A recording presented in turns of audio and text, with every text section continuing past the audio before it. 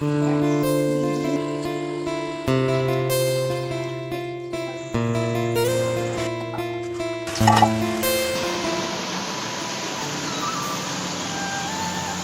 हर महादेव। राधे राधे सभी को। कैसे हैं आप सभी लोग? मैं आशा करती हूँ आप सभी लोग स्वस्थ होंगे और खुश होंगे। तो स्वागत है दोस्तों फिर से आपको एक नई वीडियो में। तो अभी बज रहे हैं सुबह के 4 और मैं उठ चुकी हूँ। सुबह के 4 बजे भी बारिश का मौसम हो रहा था, इसलिए बहुत ज़्यादा अंधेरा हो रहा है अभी। लेकिन मैंने बाहर आके जैसे ही गेट खोला, ये दोनों गेट पे एकदम से तैयार थी, क्योंकि इस टाइम ही ये रोटी खाने आ जाती हैं। चाहे रात के 12 बजे भी गेट खोलो, ये तभी रोटी खाने आ जाती हैं। तो यहाँ पे मैंने जैसे गेट खोल के बाहर आई तो मैंने देखा बहुत ही प्यारा मौसम हो रहा था। बहुत ठंडी ठंडी हवा चल रही थी, जो कि बहुत ही सुकून दे रही थी। सुबह के टाइम जो शांति और सुकून होता है ना, वो पूरे दिन आपको कभी नहीं मिलेगा। सुबह 10 मिनट जो सुकून के मिल जाते हैं, बस उन्हीं में पूरा दिन निकल जाता है और आपकी सुबह अच्छी हो जाती है। तो यहाँ पे मैं आ गई थी टहलने के बाद, और हाथ मुंह धो के फ्रेश वगैरह हो गई।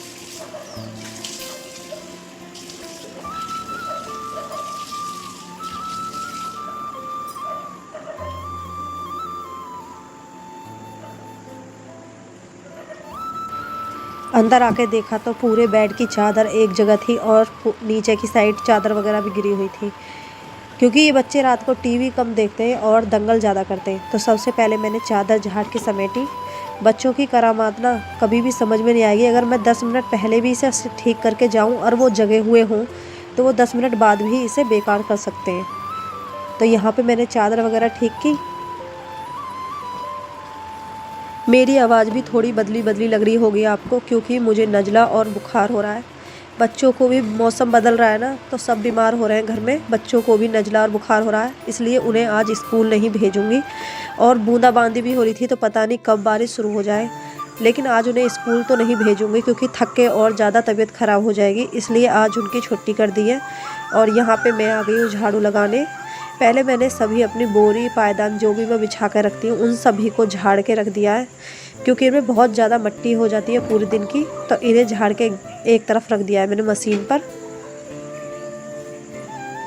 अब हम लगा लेंगे झाड़ू। झाड़ू लगाने में ना कम से कम आधा घंटा चला जाएगा, क्योंकि झाड़ू चौक ज़्यादा बड़े होते हैं गाँव में, तो झाड़ू बहुत देर में लगती है। आधे से वीडियो में देखने में तो 5-10 मिनट में झाड़ू लग जाती है, लेकिन वैसे आधा घंटा आराम से लग जाता है बाहर भीतर झाड़ू लगाने में। तो दोस्तों, जैसे कि आप सभी को पता है, कल से सावन का महीना शुरू हो जाएगा। तो कौन कौन सावन के महीने में क्या क्या संकल्प ले रहा है, ये वीडियो कौन कौन देख रहा है, प्लीज़ कमेंट में ज़रूर बताना। आपने इस सावन के महीने क्या संकल्प लिया? क्या आपने कोई चीज़ छोड़ी, या फिर नाम जाप का संकल्प लिया, या आपने अपनी, अगर मेरे भाई इस व्रत को रखेंगे तो उन्होंने अपनी कोई बुरी आदत को छोड़ा, या फिर किसी और चीज़ का संकल्प लिया, तो कमेंट में ज़रूर बताना। और हर हर महादेव कमेंट में ज़रूर लिखना। तो मैं पूरे सावन के महीने में क्या संकल्प लूँगी, वो तो आपको आने वाली वीडियो में पता चल ही जाएगा। तो प्लीज़, अगर आपने चैनल को सब्सक्राइब नहीं किया है तो चैनल को सब्सक्राइब कर लीजिए और वीडियो को लाइक कर लीजिए। मैं सोच रही हूँ सावन में हर दिन मैं ब्लॉग अपलोड करूँ, क्योंकि वीडियो सावन में तो हर दिन अपलोड करनी बनती है, क्योंकि लोगों को पता रहता है कि क्या करना है पूजा में, क्या गलती नहीं करनी है। उससे क्या होता है कि जो चीज़ हमें पता है, हम चाहते हैं वह जानकारी दूसरों तक भी पहुँचे, तो उससे क्या होता है, हमारी भी जानकारी बढ़ती है। ऐसी भी कोई चीज़ हो सकती है जो मुझे ना पता हो और आपको पता हो, तो आप भी कमेंट के ज़रिए ज़रूर बताया करना। तो दोस्तों, यहाँ पे झाड़ू लग गई है मेरी आपसे बातें करते करते, और मैंने दहलीज की सफाई भी कर दी है। सुबह के टाइम हमें हमेशा दहलीज की सफाई करनी चाहिए। तो यहाँ पे मैंने दहलीज की सफाई भी कर दी है। और आप देख सकते हैं दिन निकल आया है। जब मैं उठी थी तो बिल्कुल अंधेरा था, लेकिन अभी मौसम एकदम साफ़ भी हो गया है, और आपको दिख भी रहा होगा दिन भी काफ़ी निकल आया है। लेकिन अभी सब सो रहे हैं फिर भी। तो यहाँ पे मैं आ गई हूँ नहाने। यहाँ साफ़ मैंने पूरा कर दिया है, गैलरी वगैरह में सब पोछा वगैरह लगा के अच्छे से।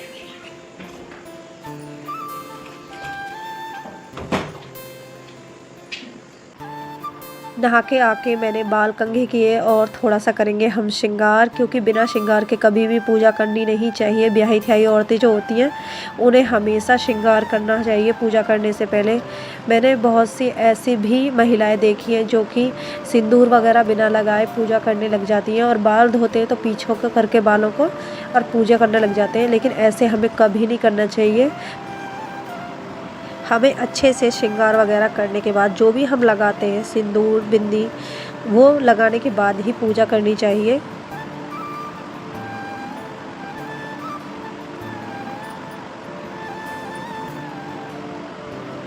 बालों का जूड़ा मैं इसलिए लगाती हूँ क्योंकि गर्मी में एक बाल भी अगर गर्दन पे आ जाता है तो मुझे बहुत ज़्यादा बेचैनी होने लग जाती है, तो मैं गर्मियों में बाल कम ही खोलना पसंद करती हूँ। और यहाँ पे मैं करने लगी हूँ अपना थोड़ा सा मेकअप। अभी तो मैं लगा रही हूँ लिपस्टिक। ये लिपस्टिक का कलर मुझे बहुत ज़्यादा पसंद है, इसलिए मैं ज़्यादातर इसे ही यूज करती हूँ। और बिंदी आपने मेरे ब्लॉग देखे होंगे तो आप मेरे ब्लॉग अगर रोज़ देखते हैं तो आपको पता होगा बिंदी मैं हमेशा छोटी ही लगाती हूँ, क्योंकि मेरे मुँह पे मुझे बड़ी बिंदी बिल्कुल पसंद नहीं आती। किसी दिन ब्लॉग में लगाऊंगी, आप बताना मेरे मुँह पे बड़ी बिंदी कैसी लगती है। तो हम हो चुके हैं तैयार, अब हम चलते हैं अपनी पूजा करने। हर हर महादेव।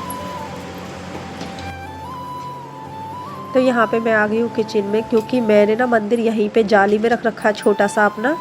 शिवलिंग की स्थापना तो मेरी बाहर हो रही है, जहाँ तुलसी मैया हैं वहाँ पे ही शिवलिंग की स्थापना हो रखी है, लेकिन जो घर का छोटा सा मंदिर है वो यहाँ पर है, तो मैं यहाँ पूजा करूँगी, फिर शिवलिंग का अभिषेक करूँगी। तो अभी हम जला लेते हैं जोत।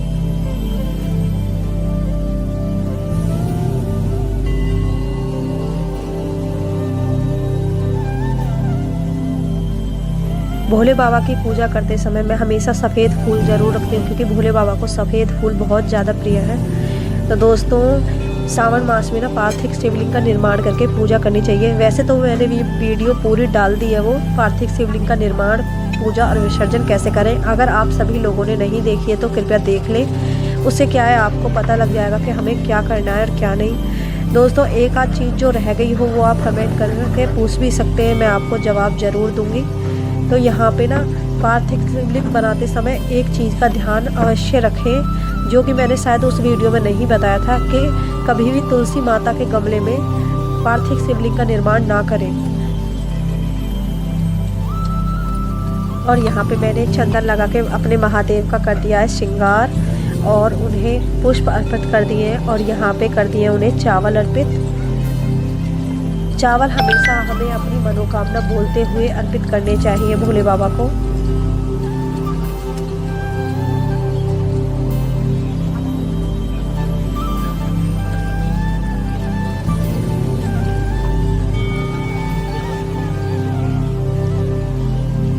इस बार श्रवण मास में 4 सोमवार पड़ रहे हैं, लेकिन चारों सोमवार की अपनी अलग अलग महिमाएं, अलग अलग तरीके से उनका अभिषेक होगा। जैसे कि पहले सोमवार में गंगा जल से अभिषेक होगा, और दूसरे सोमवार में दूध से, और तीसरे सोमवार में गन्ने के रस से। तो हर सोमवार की अपनी अलग महिमाएं, अलग चीज़ चढ़ाई जाएंगी। तो अगर आप सभी को जानकारी चाहिए तो मेरी वीडियो देखते रहिए और चैनल को सब्सक्राइब कर लीजिए, क्योंकि मैं जैसे पूजा करूँगी वो सब मैं आप सभी के साथ शेयर करूँगी। तो दोस्तों मेरी पूजा हो चुकी है और अभी मैं आ गई हूँ ऊपर, क्योंकि सूर्य देव को जल देने के लिए।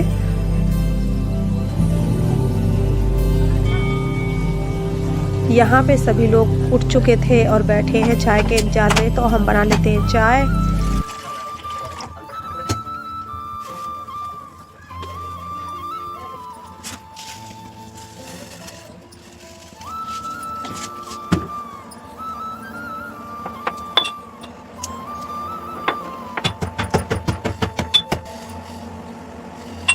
यहाँ पर चाय में मैंने अच्छी तरह इलायची और अदरक को कूट के डाला है, क्योंकि मेरे तो नज़ला हो ही रहा है, बाकी सबके भी नज़ला हो रहा है, बच्चे भी ऐसे ही हो रहे हैं। तो यहाँ पे मैंने अदरक और इलायची अच्छी तरीके से डाल दी है।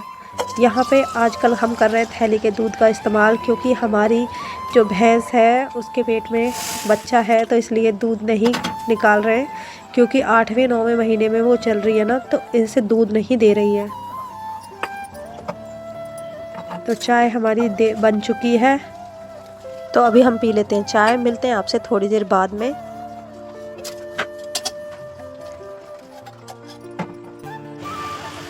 तो दोस्तों यहाँ पे बच्चे सोए हुए थे। वैसे तो मैंने पूरा साफ़ कर दिया था, घर अंदर से भी साफ़ कर दिया था कमरा, और बाहर गैलरी वगैरह भी साफ़ कर दी थी, लेकिन यहाँ पे बच्चे सो रहे थे, खाट थी, तो इसलिए यहाँ से साफ़ नहीं हो पाया था। तो अभी मैं कपड़े फोल्ड करके यहाँ से भी अच्छे से साफ़ कर देती हूँ, क्योंकि बच्चे मैंने इसलिए नहीं उठाए थे क्योंकि स्कूल तो जा नहीं रहे थे, तो मैंने सोचा सोने देती हूँ, और तबीयत भी ख़राब है, तो इसलिए मैंने उन्हें उठाया नहीं था। और जब वो धूप आ गई है तब जाके उठे वो अपने आप। तो यहाँ पे मैंने कपड़े सभी को लगा दिया तय, और अच्छे से चादर लगा कर रख दिया, क्योंकि इनमें धूल वगैरह ना आए। और अभी मैं लगा दे रही हूँ झाड़ू। और विक्स की डिब्बी हम रात लगाई थी, तो विक्स की डिब्बी नीचे गिर गई थी। रात में बीच में उठ के हम ढूंढ भी रहे थे, तब तो हमें मिली नहीं, लेकिन अभी मैं झाड़ू लगा रही हूँ तो नीचे खाट के नीचे मिली है।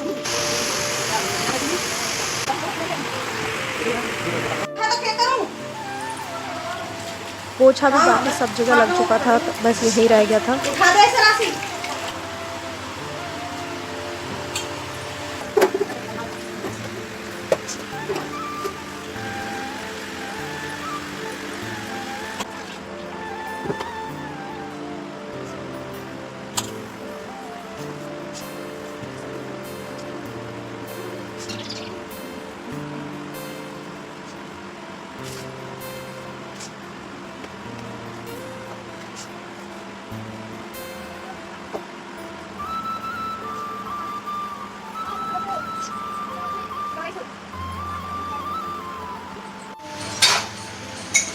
तो यहाँ पे आप देखिए पूरी गैलरी वगैरह अच्छे से साफ़ कर दी थी मैंने, और अंदर तो मैंने अभी पोछा लगाया, लेकिन ये सुबह ही साफ़ कर दिया था।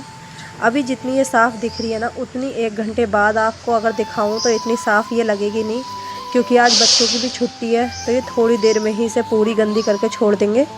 और अभी मैं सुबह के टाइम से जितनी भी चमका दूँ ना, उसके बाद 1 घंटे बाद ये बहुत बुरी दिखने लग जाएगी।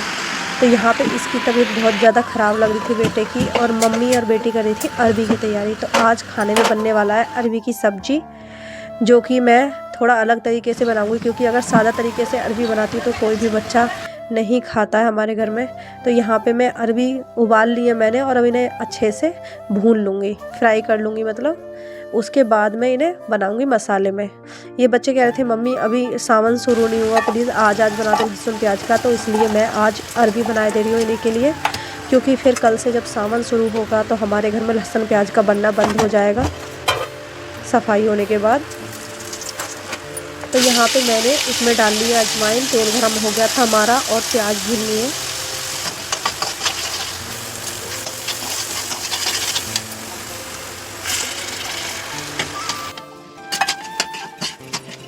जब मेरी शादी होकर आई थी ना, मैं 14 साल हो गई है वैसे मेरी शादी को, तो मेरे पति देव भी अरबी नहीं खाते थे, लेकिन जब से मैं अरबी बनाने लगी हूँ ऐसे, तो वो भी अरबी खाने लगी हैं। और यहाँ पे सब्ज़ी मैं बना चुकी थी, और उसके बाद मुझे बर्तन दिखे, मैंने कहा ये बर्तन भी साथ के साथ धुल लेती हूँ, क्योंकि अब बस किचन का ही काम बचा है, बाकी सारा काम तो मेरा हो चुका है। तो यहाँ पे मैंने साथ के साथ बर्तनों को भी अच्छे से साफ़ कर दिया।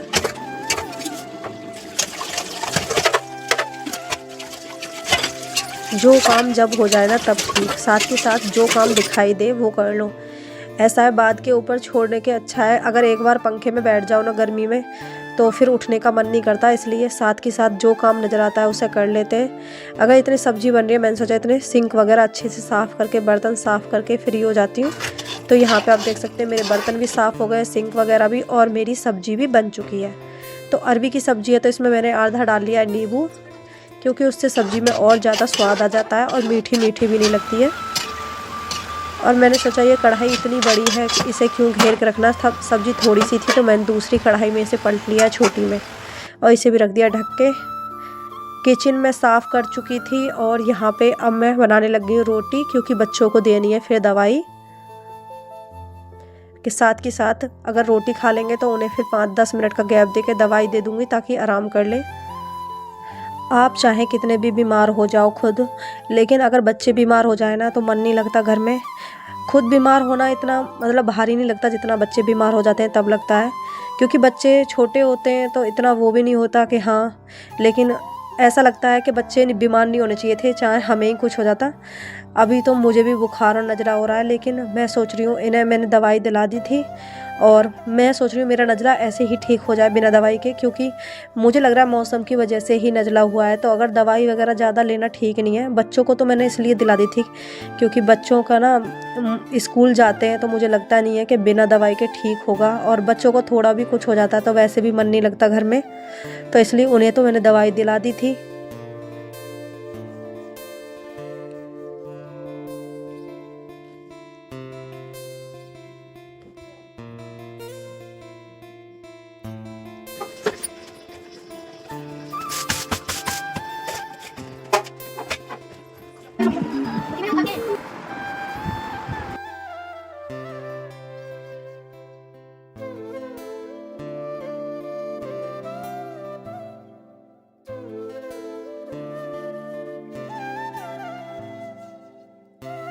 बच्चों ने खाना खा लिया है और मैंने अपनी रोटी बना के रख ली है, और जो आटा बचा रहा है इसे मैंने प्लास्टिक टिफिन में रख लिया है ताकि फ्रिज में रख दूँ, क्योंकि जब धूप पड़ती है ना बहुत ज़्यादा गर्मी हो जाती है।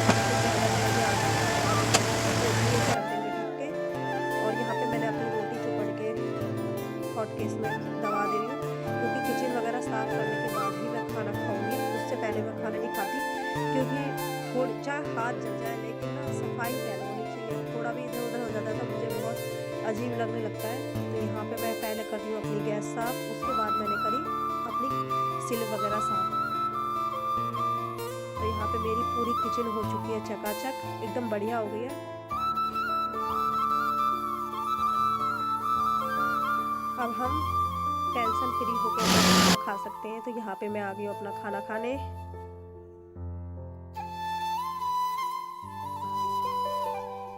खाना वगैरह खाने के बाद मौसम हो चुका है कुछ ऐसा, गर्मी बहुत ज़्यादा थी और ये बच्चे उड़ा रहे हैं यहाँ पतंग, दिखाते हैं। कट गई कट गई कट गई कट गई, अब ले लो मौज। ना ना कटी ना कटी ना कटी, वो ढीली हो गई।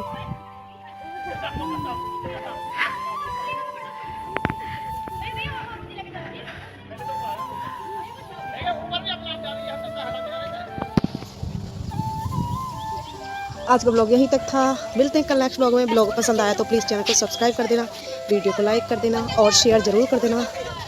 बहुत ही प्यारा मौसम हो गया, बहुत ज़्यादा गर्मी थी, लग रहा है बारिश आ जाएगी। अगर आ जाए तो अच्छी ही बात है।